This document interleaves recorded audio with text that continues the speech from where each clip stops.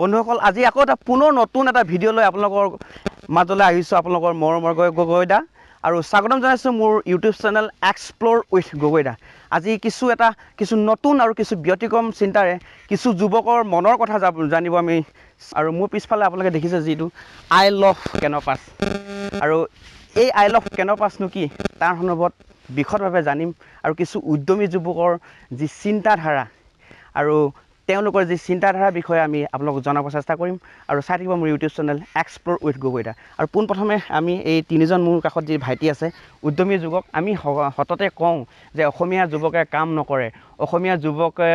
অকল চাকৰিৰ পিছতে দৌৰ মাৰি ফুৰে, কিন্তু সেইটো কথা নহয় যে আজি এই সময়তো আমাৰ বহু যুৱকে চাকৰিৰ পিছত নদৌৰি তেখেতসকলে নিজাভাৱে কিছু কৰিব চেষ্টা কৰিছে। মোৰ পিছফালে যিটো আছে আই লাভ কেনপাছ, আৰু এই সন্দৰ্ভত আমি জানিব চেষ্টা কৰিম আৰু ভাইটিহঁতৰ লগত মই কথা পাতিম। পোনপ্ৰথমে আপোনালোকৰ চিনাকিকেইটা কোৱাই দিয়কচোন। নমস্কাৰ, মোৰ নাম ঋতুপৰ্ণ সোণোৱাল। নমস্কাৰ, মোৰ নাম শ্ৰী নৱজ্যোতি হাজৰিকা। নমস্কাৰ, মোৰ নাম শ্ৰী জীৱনজ্যোতি হাজৰিকা। হয়, আই লাভ কেনপাছ এই যিটো এই কনচেপ্টটো কেনেকৈ আহিল আপোনালোকৰ মনত? আচলতে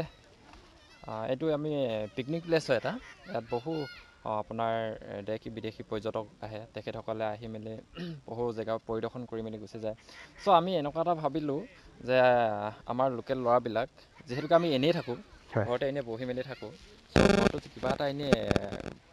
কিবা কথা শুনাতকৈ আমি তেনেকুৱা এটা মানে কনচেপ্ট লওঁ বুলি আহিলোঁ। আৰু আহি আমি এইবিলাক কৰিবলৈ ষ্টাৰ্ট কৰিলোঁ। যিহেতুকে আমি নিবনুৱা হৈ এতিয়া বৰ্তমান ঘৰতে এনেকৈ থাকিব লগা হৈছে,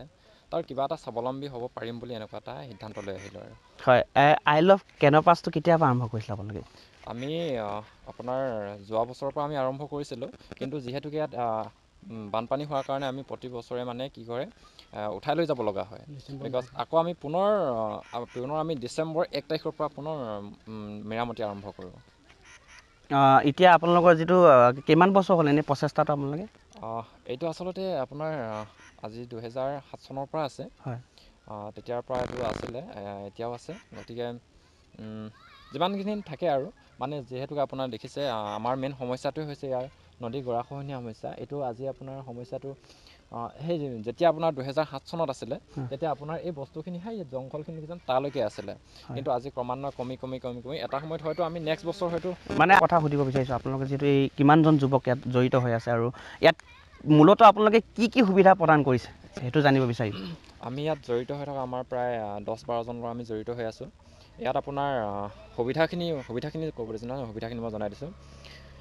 ইয়াত আপোনাৰ যিসকল ব্যক্তি আহে তেখেতসকলৰ খোৱা বোৱা সুবিধা আছে, লগতে থকা মেলা সুবিধাবিলাকো আছে। আৰু যদি কিছু সংখ্যকে যদি ঘোঁৰা চাফাৰীটো অকণমান আমাৰ লেট হৈ আছে, ঘোঁৰা চাফাৰী আহি পাবহি, কিছু অসুবিধাৰ কাৰণে আহি পোৱাহি নাই, আহিব। লগতে বুটিঙৰ ব্যৱস্থাও কৰা আছে। বুটিঙৰ উপৰিও আৰু ইয়াত মানে আপোনালোকে দেখিছে টেণ্ট দেখিছে। টেণ্ট হাউচ হয়। হয়, আৰু যদি ইয়ালৈ আহিবলৈ বিচাৰে কেনেকৈ আপোনালোকক খবৰ কৰিব? তেখেতসকলে যিহেতুকে আমাৰ ছ'চিয়েল মিডিয়াত আমি পেজ পষ্টাৰ আছে আপোনালোকৰ? সেইবিলাক আমি দি আছোঁ। গতিকে তেনেকৈ আৰু যদিও আমাৰ কণ্টেক্ট নম্বৰ আছে, আমি কণ্টেক্ট নম্বৰ যদি আপোনাৰ চেনেলৰ যোগেদি ডিছক্ৰিপশ্যনত দিবলৈ হয়, নিশ্চয়। মই তেখেতসকলৰ কণ্টেক্ট নম্বৰ যিটো আছে মই ডেছক্ৰিপশ্যনত দি দিম। তেখেতসকলৰ যিটো কণ্টেক্ট নম্বৰ, আপোনালোকে এই ঠাইখনলৈ আহিব পাৰে। আৰু এই ঠাইখন আমাৰ দৰ্শকসকলৰ জ্ঞাতাৰ্থে যদি আপোনালোকে কৈ দিয়ে সুবিধা হ'ব যে ঠাইখন ক'ত আছে আৰু ইয়ালৈ কেনেকৈ আহিব পাৰি, আৰু এই ঠাইখনক কেন্দ্ৰ কৰি আমি ক'লৈ যাব পাৰিম, তেতিয়া সুবিধা হ'ব। যদি কোনোবাই পিকনিক খাব আহিছে, যিহেতু এতিয়া জানুৱাৰী মাহ, গতিকে আহি আছে জানুৱাৰী মাহ, আজি দুদিনৰ পাছতে আহি আছে। গতিকে প্ৰায় গোটেই জানুৱাৰী মাহটো আমি বনভোজৰ কাৰণে আমি ইটুকুৰা ঠাইৰ পৰা এটুকুৰা ঠাইলৈ যাওঁ। কিন্তু পৰ্যটনৰ মেপতো এই যিটো এখন ডিব্ৰু চৈখোৱা, যিহেতু এইটো অঞ্চল ডিব্ৰু চৈখোৱা অঞ্চল, আৰু এই অঞ্চলটোক কেন্দ্ৰ কৰিয়ে ইয়াৰ কাষতে কি অঞ্চল আছে, কি সুবিধা আছে? আচলতে মই ক'ব লাগিছিল, এইখন একচুৱেলি ডিব্ৰু চৈখোৱা ৰাষ্ট্ৰীয় উদ্যানলৈ যোৱা দ্বিতীয়খন দুৱাৰমুখ। আপোনাৰ প্ৰথমখন আছে তিনিচুকীয়া গুইজান, আৰু দ্বিতীয়খন হৈছে আমাৰ ঢলা হাতীগুলি কেনপাছস্থলী। আপুনি ইয়াত আহিবলৈ হ'লে আপোনাৰ হাটীচিঙা ৰাষ্ট্ৰীয় ঘাইপথেৰে আহি তিনিচুকীয়াৰ পাৰ হৈ ডুমডুমাৰ পৰা আপোনাৰ তালাপ পাৰ হৈ ডাঙৰি পাৰ হৈ আপুনি যে ঢলা শদিয়া ব্ৰিজলৈ যোৱা ৰাস্তাৰ আমাৰ ঢলা গাঁও বুলি কয়, তাত বাইপাছত সুধিলে আপোনাক ক'ব যে কেনপাছস্থলী ক'ত আছে, তেতিয়া নিশ্চিতভাৱে সকলোৱে কৈ দিব। তাৰ পৰা আহি আপোনালোকে লেফ্ট চাইডে সোমাই আহি চৈখোৱা হায়াৰ ছেকেণ্ডেৰী ৰোডত আহি যাব লাগে তাৰ চিধা আহি গ'লে পাই যাব কেনপাছ আপোনালোকৰ ইয়াত আপোনালোকৰ সকলোবোৰ সুবিধা ইয়াত নিশ্চয়, উপলব্ধ নিশ্চয়। হৈ আছে ইয়াত মই দেখিবলৈ পাইছোঁ ইয়াত আহি টেণ্টৰ ব্যৱস্থা কৰি দিছে আৰু এনে টেণ্টৰ বাদেও বেলেগকৈ থকা কিবা আছে নেকি খোৱা লোৱাৰ যিটো সুবিধা আপোনালোকে কৰি দিছে নে কোনোবা আহিব ধৰক গুৱাহাটীৰ পৰা আহিছে কোনোবা কেনেকুৱা ধৰণৰ ব্যৱস্থা আছে আচ্ছা তেখেতসকলে আমাক আগতীয়াকৈ কণ্টেক্ট কৰে যিসকল আহে বা হঠাতে আহিলেও আমি সিমানখিনি আমি কৰি ল'ব পৰা এডজাষ্ট কৰি ল'ম সেইখিনি তেখেতসকলে খোৱা বোৱা সুবিধাটো সম্পূৰ্ণৰূপে পাবা ট্ৰেডিশ্যনেল হওক বা যিকোনো হেৰি হওক আপোনাৰ ফাষ্টফুডৰ পৰা আদি কৰি চুঙা ভাতৰ পৰা চুঙা মাংসৰ পৰা সকলোবোৰ ব্যৱস্থা কৰি দিয়া হ'ব সকলোবোৰ মানে ট্ৰেডিশ্যনেল ইয়াত উপলব্ধ আছে আচ্ছা আৰু এটা কথা সুধিম যিহেতু এইটো যিটো কয় ধলা শদিয়া ডক্টৰ ভূপেন হাজৰিকাৰ সমীপত ইয়াৰ চাৰিওফালে পৰ্যটনৰ যিটো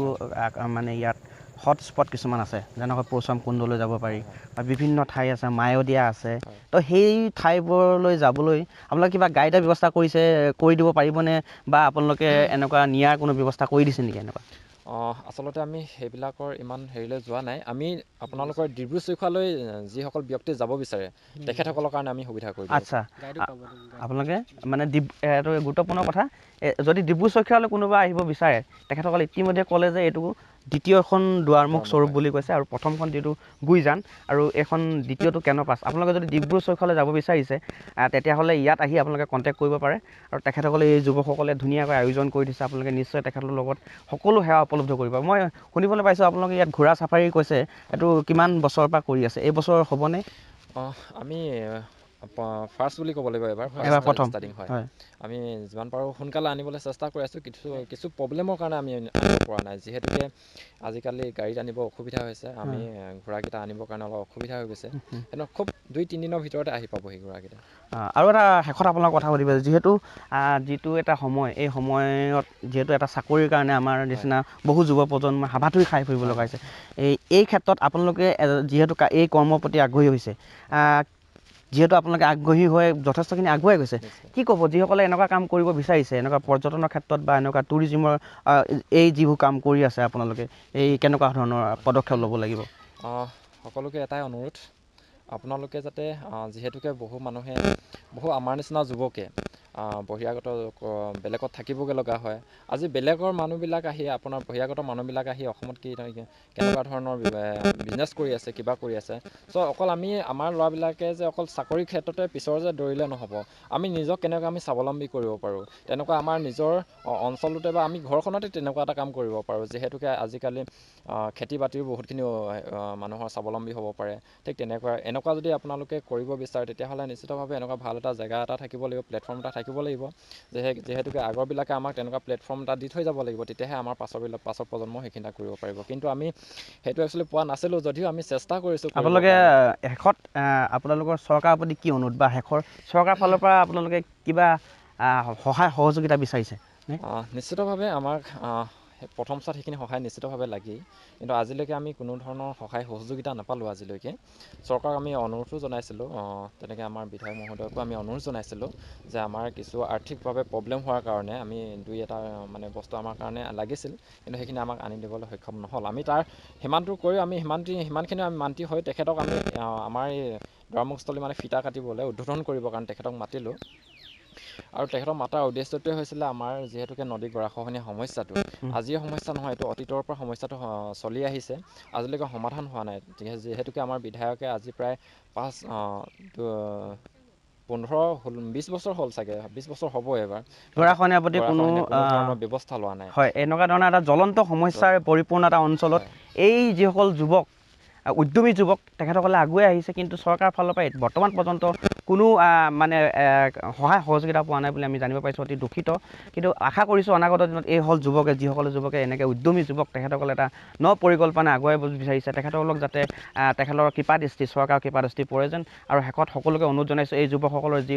উদ্যমী প্ৰচেষ্টা যি ঢলাত থকা যিটো আই লাভ কেনপাছ এই আই লাভ কেনপাছত আহি আপোনালোকে এই জানুৱাৰী মাহত বনভোজৰ আপোনালোকৰ যি বনভোজস্থলীত পৰিদৰ্শন কৰক ইয়াৰ সেৱা আপোনালোকে গ্ৰহণ কৰক আৰু এই যুৱকসকলক আগুৱাই যাবৰ কাৰণে অলপ মৰম আৰু উৎসাহ উদ্দীপনা দিয়ক তাকে কামনা কৰি মোৰ যি ইউটিউব চেনেল এক্সপ্ল'ৰ উইথ গগৈদাৰ পৰা আজি বিদায় মানিছোঁ আৰু ইউটিউব চেনেল এক্সপ্ল'ৰ উইথ গগৈদা